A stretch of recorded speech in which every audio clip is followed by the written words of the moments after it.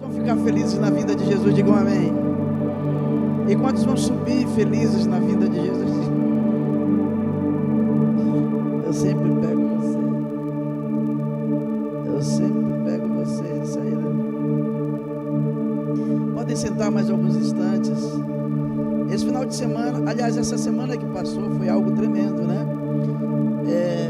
Nós percebemos aqui dezenas de mulheres aqui. Foi uma multidão de mulheres aqui, mano. A gente ainda está se preparando ainda nas mudanças, nós ainda não nos adequamos para trazer vídeos e fotos sobre o que acontece durante a semana, mas nós vamos fazer isso em nome de Jesus. Então foi uma rede de mulheres sobrenatural. Parabéns às mulheres que estiveram aqui, e eu sei que muitas ainda não estiveram, perderam a grande bênção. Tivemos também, ontem mesmo, nós tivemos o treinamento intensivo de batalha espiritual, com pastores externos, e foi muito bom. Eu quero mandar um abraço a todos os pastores do G12 no Amazonas. Estivemos ontem lá com os pastores e suas equipes, nos preparando para já o próximo ano, né? Será tremendo. E ontem Rede Jovem, eu não sei mais nem o que dizer da Rede Jovem para vocês. Está um sonho, há uma bênção, as redes estão se levantando. Ontem eu estive conversando com os operetes, e a rede de homens está aí afiada. Qual é o dia que vai ter?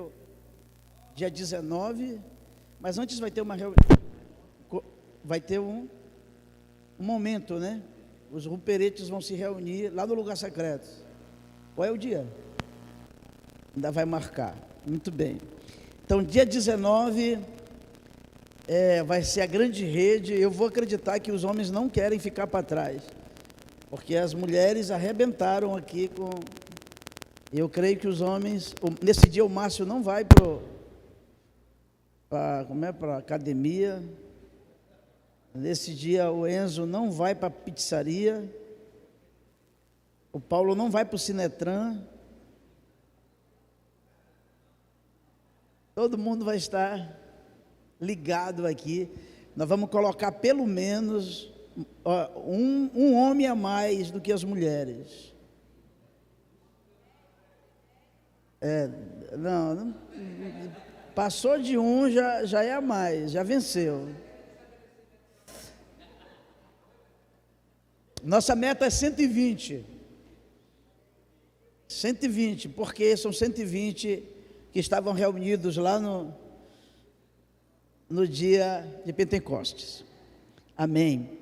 E, então, Rede Jovem está aí, vem aí a convenção jovem, né? Dias 5 e 6 de novembro. Eu vou pedir para vocês que têm redes sociais, que vocês possam compartilhar as artes da igreja. Às vezes a gente bota lá a arte da rede de homens, rede jovem, rede de crianças, que, olha, eu já ia esquecendo, a rede de crianças, eu não posso esquecer isso. Então, sábado agora, né? Sexta-feira, a saída vai ser sexta, às 19 horas, vai ter a saída daqui, e vai ser as crianças aí, a partir de quantos anos? 7 anos. Ajuda aí, Priscila, e vocês aí que estão na rede de crianças, né? De 6 a 11 anos vão para o acampamento Kids, que vai sair na sexta-feira, às 19h30. Eles vão dormir lá, e no sábado vai ter o dia todo de programação. Eu vou estar por lá, ok? Isso vai ser na sexta-feira agora, próxima, para o sábado também. E na sexta-feira, antes da saída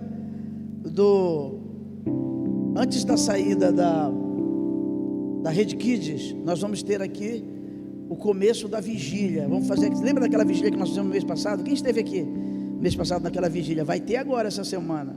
sexta-feira, começando às 19 horas, tá bom? Aqui na sede.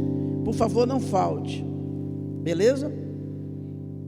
Deus abençoe vocês. Finalmente vamos para a palavra. Ok? Finalmente apareceu aos 11. Finalmente, livro de Marcos, capítulo 16. Esse versículo aqui é o versículo 14. Finalmente apareceu aos 11, estando eles assentados à mesa, lançou-lhes em rosto a incredulidade e dureza de coração, por não haverem crido nos que tinham visto já ressuscitado. E disse-lhes: ide por todo o mundo e pregai o evangelho a toda, diga comigo, toda criatura. Quem crer e for batizado será salvo, mas quem não crer será condenado. E estes sinais, diga comigo, estes sinais. Não, irmãos, vamos lá, bem forte, vocês podem fazer melhor, vamos lá. Estes sinais seguirão aos que creem. Em meu nome expulsarão demônios, falarão novas línguas, se pegarem nas serpentes e se beberem alguma coisa mortífera, não lhes fará dano algum, e porão as mãos sobre os enfermos e os curarão. O tema da minha palavra hoje é sinais que seguem. Qual é o tema? Sinais que seguem. Seguem quem? O quê? Esse mês nós estamos finalizando, passamos 4 domingos falando sobre princípios. E nós falamos que princípios, eles são diferentes de valores. Os valores, eles podem ser pessoais, morais, profissionais, eles podem ser valores, eles podem mudar de pessoa para pessoa, de lugar para lugar, enfim. Agora, princípios, eles são leis. Princípios são leis. Toda vez que você transgride uma lei, você vai pagar uma consequência. Então nós estamos falando sobre viver por princípios bíblicos. Eu não estou falando princípios municipais, leis municipais, eu estou falando sobre princípios espirituais. Então nós discutimos, o primeiro princípio que nós discutimos, nós colocamos o tema da palavra será. Será o quê? Será como uma árvore plantada às margens do rio, cujas folhagens não murcham, mas dão seu fruto na estação própria, e tudo quanto ele faz prosperará. O primeiro princípio que nós falamos foi o princípio da prosperidade bíblica. E nós aprendemos que para se prosperar, para nós vivermos o princípio da prosperidade bíblica, é preciso nós andarmos em santidade, em obediência. Então o versículo 1 diz: feliz é aquele que não ouve o conselho dos ímpios, não se assenta na roda dos escarnecedores, antes tem o seu prazer na lei do Senhor. Ou seja, existem critérios para que você viva o princípio de prosperidade. Então, será que você será alguém que vai viver próspero no mundo em ruínas? Isso vai depender de como você cumprir a palavra de Deus, se você vai ter prazer na lei e tudo mais. O segundo princípio que nós vemos foi o princípio da santidade. Então nós temos o título de separados. E por que separados? Porque a palavra santidade significa separado, separado do mundo, separado do pecado. Separado significa ser diferente. E texto lá de Hebreus 12, versículo 12 até o 17, Paulo diz por que nós devemos ser separados. Ele diz: se nós quisermos viver separados do mundo, diferentes do mundo, nós vamos ter que ter mão firme no trabalho da obra de Deus, ter um caminhar seguro no caminho de santidade, guardar o nosso coração das emoções venenosas. Então ele fala lá de raiz de amargura. Vamos ter que viver uma vida. Claro que nós vamos ser atacados, mas vamos ter, se nós queremos viver o princípio, a lei da santidade, nós temos que ser diferentes. E ele diz algo, ele diz: olha, quero ensinar para vocês esse princípio, que sem santificação, ninguém o quê? Verá a Deus. Então é um princípio, é uma ordem, é uma lei. Não adianta querer inventar outra coisa. Não, porque Deus já é amor. Não, porque... Não adianta. O que determina se você vai para o céu ou não é a vida de santidade. Você foi salvo pelo sangue. Como você não morreu no dia que foi salvo, você continua vivendo. Então essa sua vida precisa ser vivida e movida pelo princípio de santidade, para que você possa ver a Deus. Domingo passado o princípio foi o princípio de obediência. Nós falamos que para viver milagres como Pedro viveu, mesmo que nós tenhamos passado por momentos amargos de uma noite escura, sem frutos, nós vamos precisar acreditar na palavra de Deus e lançar o que nós temos, a nossa rede, para vermos o milagre acontecer, lançar nossa vida, lançar nossa fé. É preciso. E hoje eu quero finalizar esse mês falando sobre o princípio de autoridade. Qual é o tema de hoje? Sinais que seguem. Estes sinais seguirão aos que creem. Antes de falar sobre isso, é importante saber que há uma diferença entre princípio de autoridade e unção de autoridade.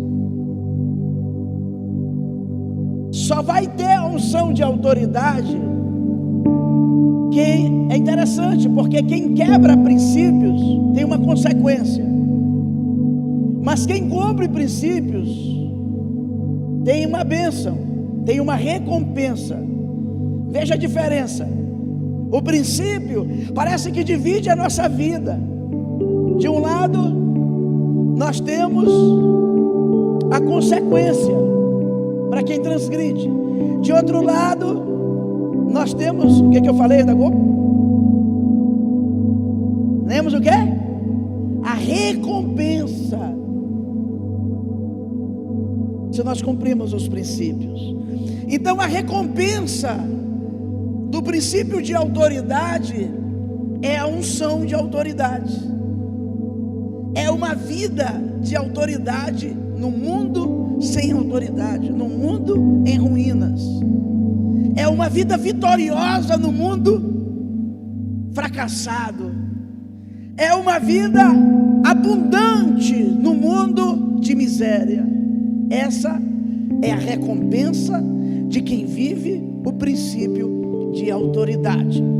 Então, diz a Bíblia que Jesus aparece para os 12.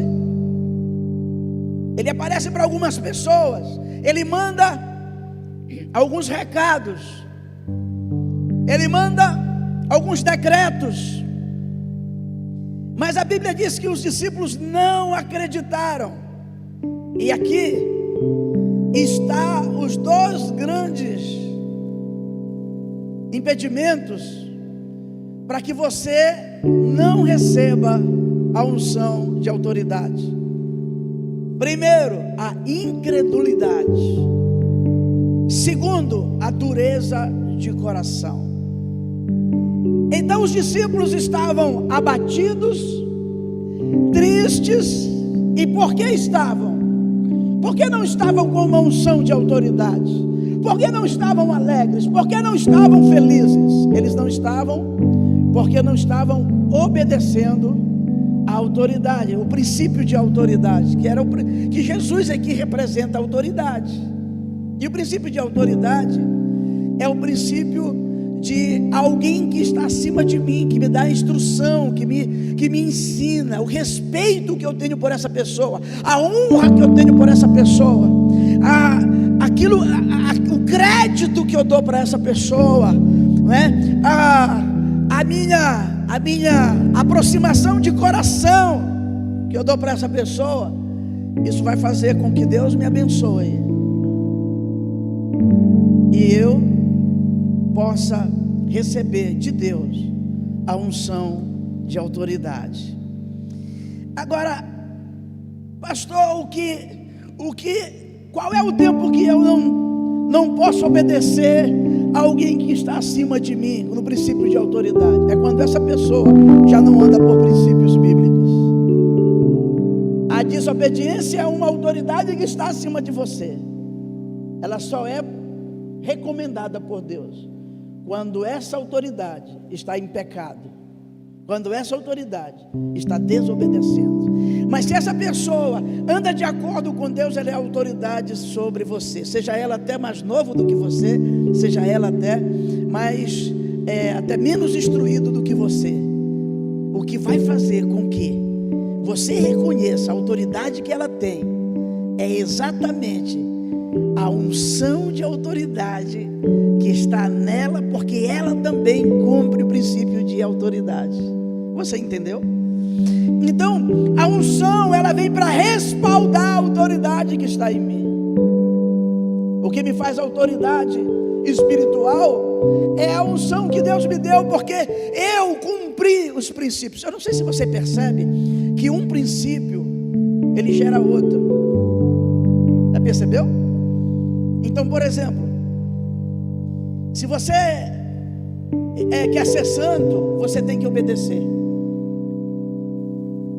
O princípio de santidade é gerado pela obediência que nós temos às autoridades constituídas por Deus e a palavra de Deus.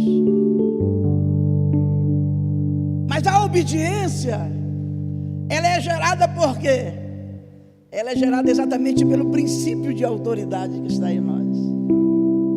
Quando Jesus ressuscita, o texto diz aí, e lançou-lhe em rosto, falou para eles da sua incredulidade e da dureza de coração. Você quer receber a unção de Deus? Então somente você precisa honrar o princípio de autoridade, mas não apenas isso, você tem que acreditar. Você tem que acreditar que Deus tem um plano para você e que Deus quer usar você também como autoridade espiritual. E o teu coração precisa estar mole. Alguém já disse que existem dois tipos de coração na presença de Deus: o coração de cera e o coração de barro. Alguém disse que Jesus é o sol da justiça, a palavra de Deus diz. E o que acontece com a cera quando os raios do sol batem sobre a cera? Ele derrete. Então esse é o coração mole, o coração sensível, é o coração puro que Davi pede no Salmo 51. Mas outros dizem que existe coração de barro. O que acontece quando o barro recebe o calor do sol? Endurece. Podemos ver o coração de Faraó. Faraó via os milagres de Deus, os sinais que Deus fazia, mas cada vez mais endurecia o seu coração. Esses são os nossos corações. A igreja está dividida exatamente nesses dois tipos de crentes: aqueles que são sensíveis aos princípios, a uma vida com Deus, e aqueles que estão duros, porque estão cheios de si, cheios de orgulho, cheios de egoísmo e cheios de avarezas. Eles não se submetem à obediência. Pastor, muito bem, pastor. Qual é os sinais que vão me seguir se eu receber a unção de autoridade? Por favor, Vem aqui, Alessandro. Alessandro é o meu mascote aqui. Aqui está o Alessandro. O Alessandro, ele é mais baixo do que eu. Mas assim, vamos profetizar sobre a vida do Alessandro. Vamos dizer que o Alessandro, ele passa num concurso para a Polícia Federal Rodoviária. Ninguém vai abençoar a vida do Alessandro, pelo amor de Deus. E se olhar o Alessandro assim, ninguém respeita. Essa barba dele não impõe respeito. Conheço muita gente que tem barba que, pelo amor de Deus.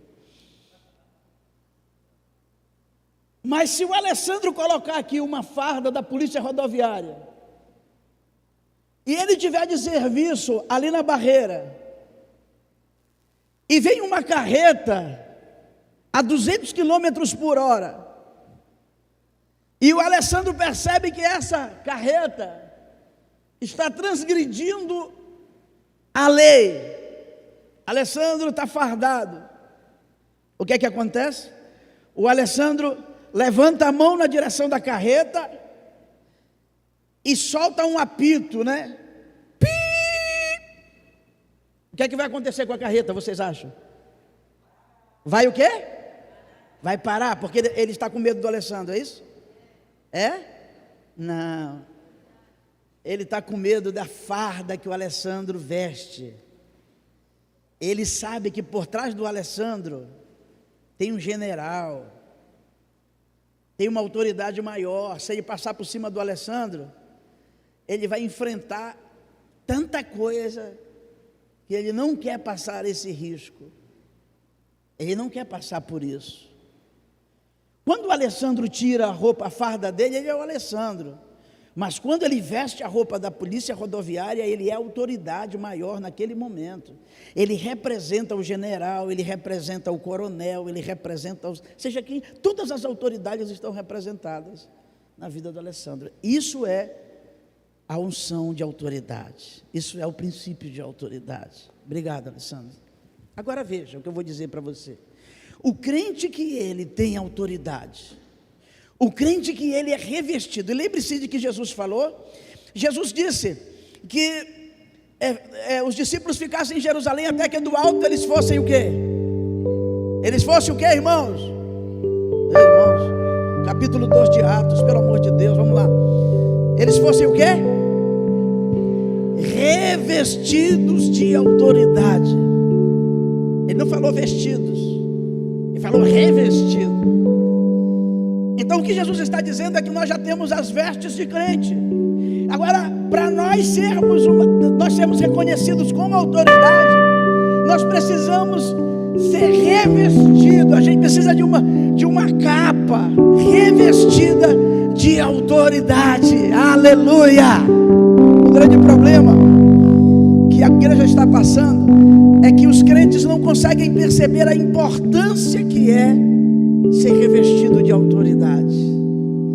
Eles se satisfazem apenas com as vestes de salvação. Eu sou salvo, pronto, agora bastou. Mas para Deus isso não é suficiente. Deus precisa de representantes, assim como eu falei do Alessandro, que o Alessandro é representante da Polícia Federal. Um crente ungido, cheio de autoridade de Deus, ele é representante do céu. E é por isso que Paulo diz que nós somos embaixadores do reino de Deus. Aleluia! Então a vontade de Deus é que você seja uma pessoa ungida, uma pessoa cheia, uma pessoa transbordante do Espírito Santo. Quando você recebe o batismo com o Espírito Santo, você recebe o revestimento de poder. Qual é a diferença do batismo com o Espírito Santo para o batismo em águas? O batismo em águas, você mergulha na água e aqueles poucos instantes que você está debaixo da água, aquela água representa a terra que vai sepultar o velho homem. Quando você levanta dali, representa que você ressuscitou como novo homem, saiu da sepultura. O velho homem ficou lá, e o novo homem ressuscitou.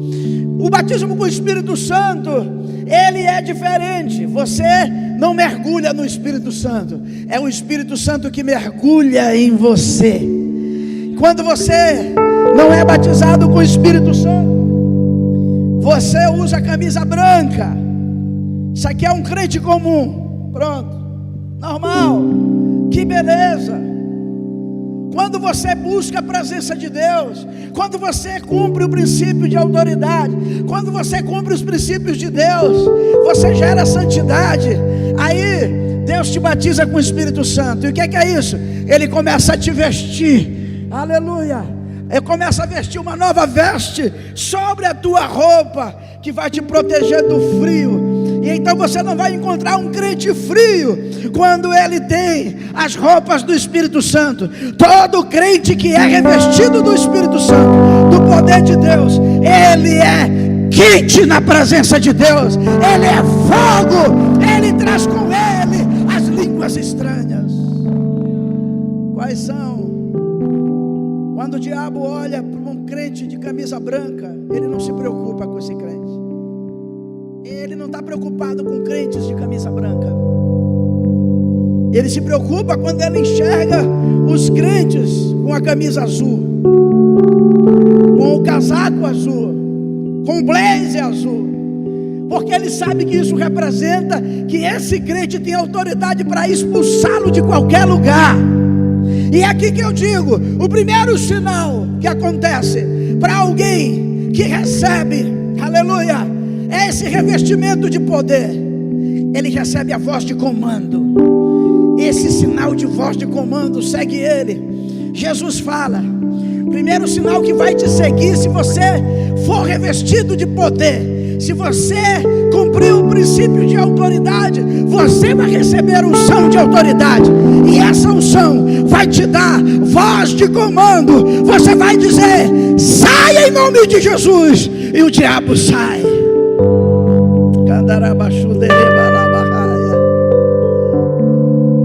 Pastor, eu queria saber quando é que eu sou revestido de poder. Quando você recebe as vestes de poder. É um presente de Deus para você.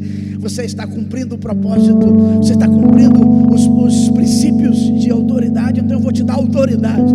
Você apenas não vai cumprir o princípio de autoridade, você também terá autoridade. É assim que Jesus está dizendo. O crente que não é batizado com o Espírito Santo, ele é mais fraco, ele é mais frágil. Não tem como discutir isso. Alguém pode dizer teologicamente que não é, mas é, porque a Bíblia diz que quando você é batizado com o Espírito Santo, você é cheio, você transporta do poder do Espírito Santo. O crente que bem souber, ele busca o poder de Deus. O crente que bem souber, ele ora para ser cheio do Espírito Santo, porque isso fará com que ele seja uma referência. Ele terá voz de comando. Ele vai dizer um comando e demônios vão obedecer. Aleluia. Ele vai dizer sai, e demônios vão sair. Quando você anda com um homem ou uma mulher cheia do poder de Deus, uma unção de autoridade, é a autoridade de Deus, os demônios obedecem. Você vai dizer para o endemoniado, bota a mão para trás, ele bota. Você vai dizer cala-te, ele cala. Você vai dizer sai, ele sai. É assim que a Bíblia diz que é a igreja. A igreja não pode ser uma igreja com uma fé medíocre, uma igreja que se conforma apenas com as vestes de salvação. Pode ser pureza, amém. Ele tem que ser autoridade, que tem voz de comando, que comanda, que dá as regras no mundo tenebroso. É essa voz de comando todo crente precisa ter. Quando você vê sua família em perigo, você dá a voz de comando: Satanás, aqui não é o teu lugar, saia em nome de Jesus. Quando você vê o seu filho querendo trilhar outros caminhos, é hora de dar a voz do comando: Satanás, sai. A Bíblia diz: expulsarão muitos demônios.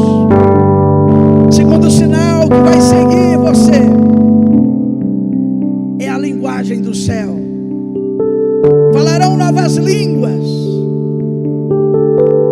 Quando uma pessoa é cheia do Espírito Santo e ela recebe o batismo com o Espírito Santo, que é o revestimento de poder, existe um sinal que o Senhor deixou para a gente saber quando nós somos pessoas que têm a unção de autoridade. Qual é o sinal, pastor? Falar em línguas. Falar em línguas estranhas. E por que são estranhas? Porque não são línguas da terra, são línguas do céu. Aleluia. Quando você é batizado com o Espírito Santo, o sinal é esse, é falar em outras línguas. O Senhor diz: falarão em outras línguas. O Senhor diz: falarão novas línguas. Tem duas coisas que o diabo, ele não vai saber interpretar de você: é o que você pensa e quando você está falando em mistério com Deus. Ele não vai saber, porque isso é mistério. Quando você está falando em línguas, você está falando direto ao trono de Deus. É a comunicação do céu com a terra, é a comunicação de Deus com você, dos anjos com você. Alguém chama de língua dos anjos, e você está com... Ele não sabe essa linguagem, ele imita, mas ele não sabe. É por isso que falar em línguas, o que acontece, pastor? Edifica só a pessoa. Falar em línguas só edifica a pessoa. Por quê? Porque falar em línguas é como se vai renovando o revestimento de poder. Quando você fala em línguas, você está limpando as tuas vestes, está atualizando as tuas vestes, entendeu? Não tem que atualizar aí o chat, como é que dá o nome? O tablet, não tem que atualizar o celular. O céu também atualiza a autoridade. Quando você começa a ficar enfraquecido, você vai no lugar onde a unção desce, você começa a orar, Deus começa a te incomodar, você ora, e aí Deus atualiza as tuas vestes. É quando você fala em mistério, é quando você fala a língua dos anjos, é quando você fala com o céu, que você é revestido de poder. Isso nós chamamos de renovação. Nós somos renovados. A renovação vem através da oração. E quando nós falamos em línguas: mas pastor, eu não sou batizado com o Espírito Santo. Querido, corra. Você precisa ser. Você precisa buscar. Você não pode temer. Creia na promessa. A promessa é para você também. Então, em segundo lugar, o segundo sinal que nos seguirá, que seguirão aqueles que creem no princípio de autoridade, aqueles que creem na unção de autoridade, aqueles que creem e querem ser, aleluia, autoridade na terra. Eles vão precisar dessa unção. E em primeiro lugar, o que eles vão fazer? Eles vão ter voz de comando. Eles é que vão comandar, eles é que vão reinar. Eles reinam sobre o pecado e reinam sobre os demônios. Lembram de quando Jesus chega no capítulo 5 de Marcos? Ele chega e sai ao encontro dele o endemoniado de Gadara. O que é que ele diz? Viestes nos subjugar antes do tempo. Porque Jesus tinha autoridade. E Jesus expulsa aqueles demônios. Mais de 5.000 demônios em 2.000 porcos, e eles morrem. E Jesus disse: em meu nome vocês expulsarão demônios. E o Senhor disse: eis que vos dou autoridade para pisar em escorpiões. Essa autoridade é para a igreja, é para hoje. Muitos crentes estão brincando de ser crente. Terceiro sinal que te seguirá: a ousadia. A ousadia. Ousadia é ao contrário do medo. O ousado não tem medo. O ousado, ele é desprovido de medo.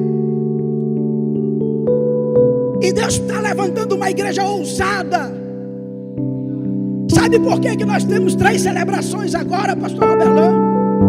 Porque nós somos ousados. Porque nós queremos fazer 3 celebrações de 300 pessoas. Nós não queremos apenas uma que nós fazíamos a noite de 300, não. Nós queremos levantar 3 igrejas em uma só.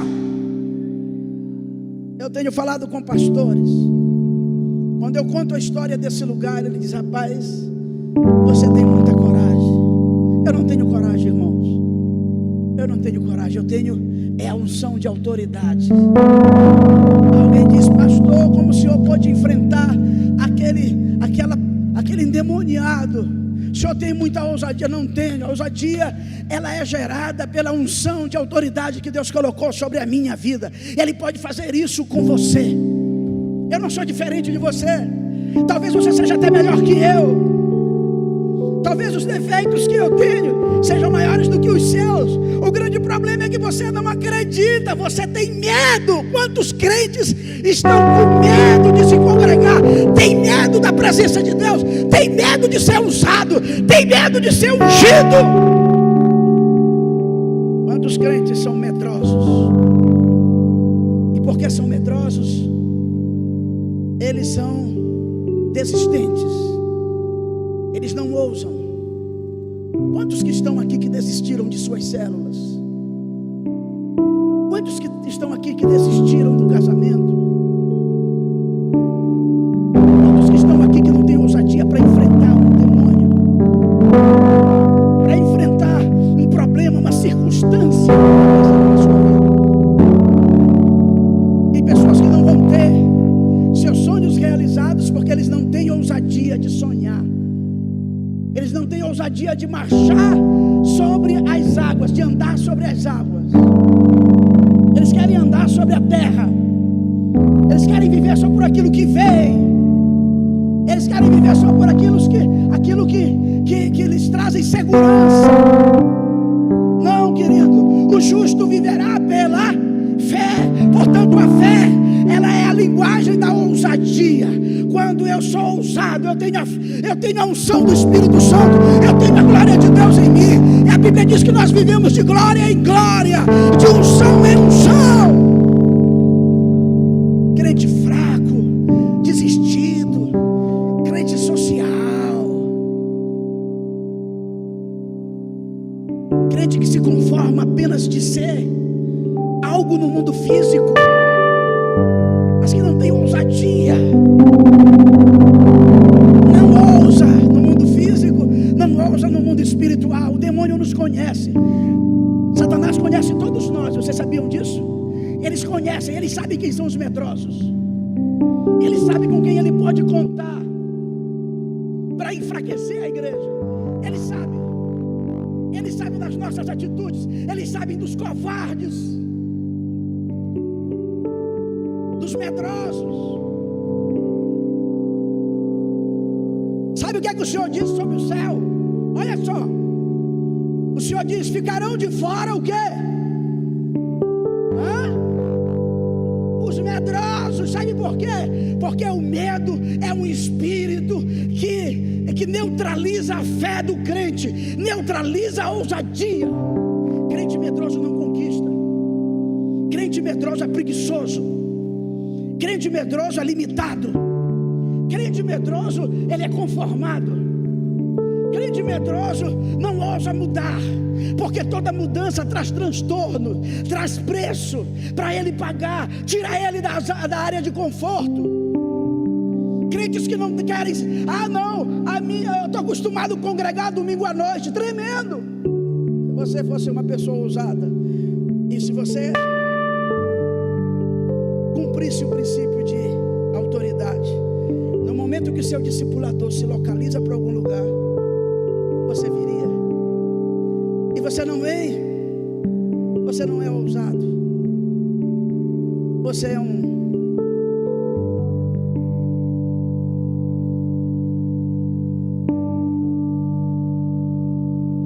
mídia está me educando. Deus não conta com medrosos. Ficarão de fora os idólatras, os feiticeiros, os afeminados e os medrosos. Gideão, eu quero ganhar a guerra, quero acabar com esse negócio de medianitas mandarem vocês. Os Ruberetes leram essa semana que passou esse discurso. Gideão disse: Senhor, eu vou te apresentar 32 mil caras que são. Deus disse: Gideão, reúne esse pessoal para mim. Reuniu. Diz só 2 frases aí para eles: os medrosos e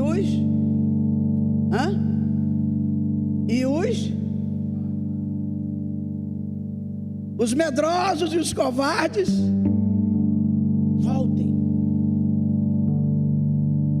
Bastou ele dizer apenas essas 2 palavras, essas 2 frases.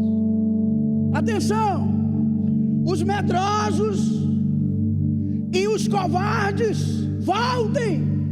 Sabe quantos foram embora? Mais de 20 mil. Ele ficou com 10 mil, foi? 22 mil foram embora.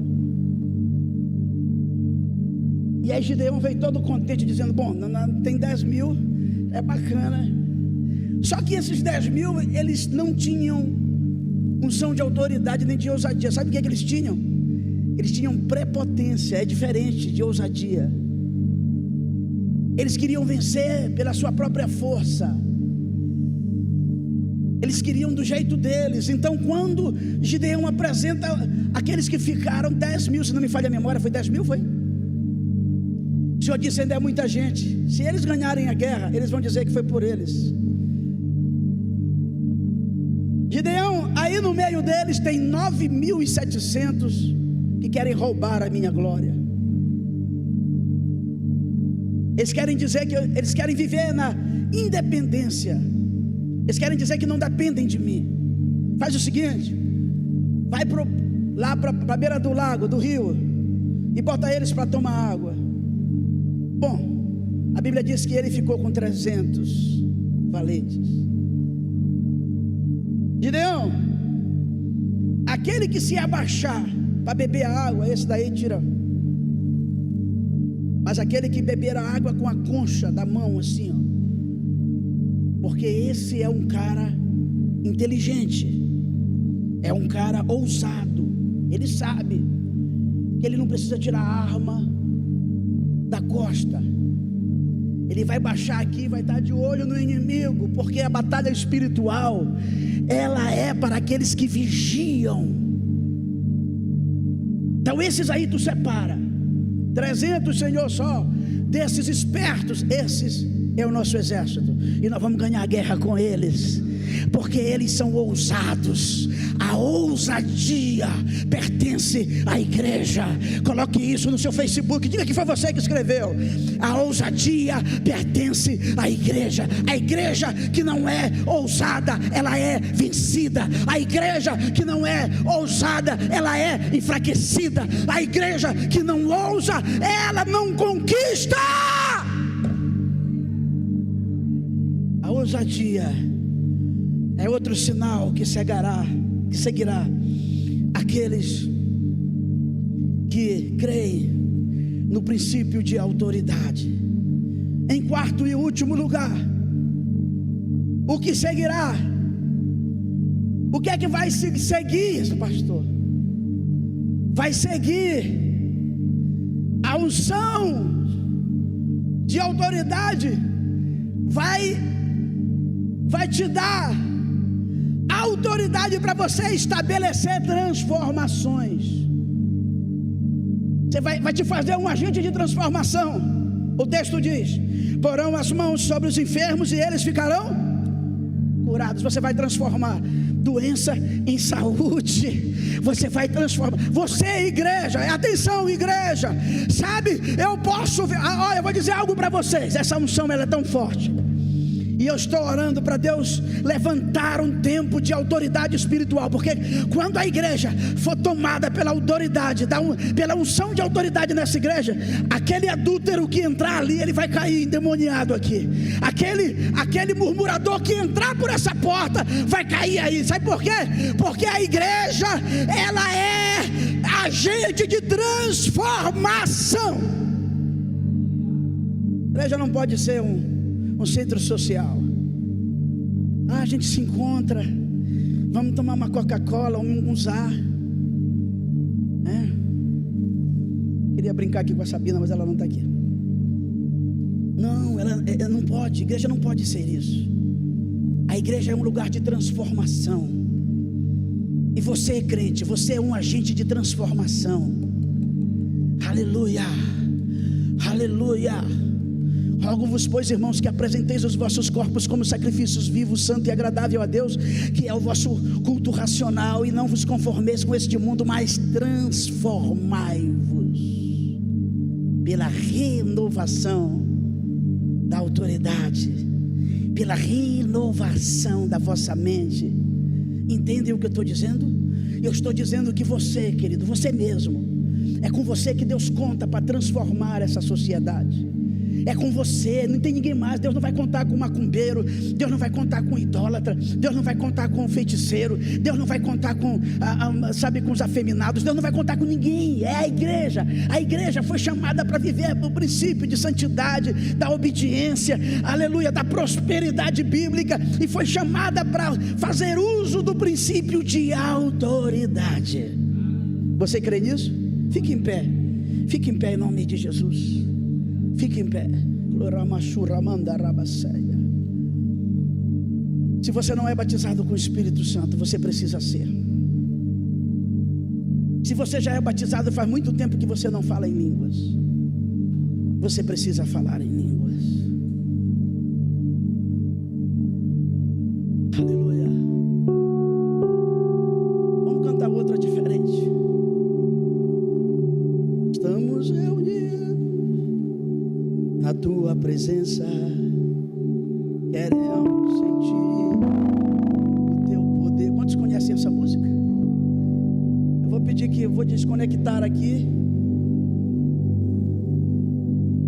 e vou colocar a letra da música para nós cantarmos juntos.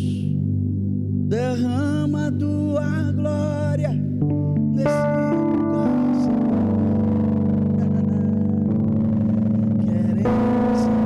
Você chegou aqui doente?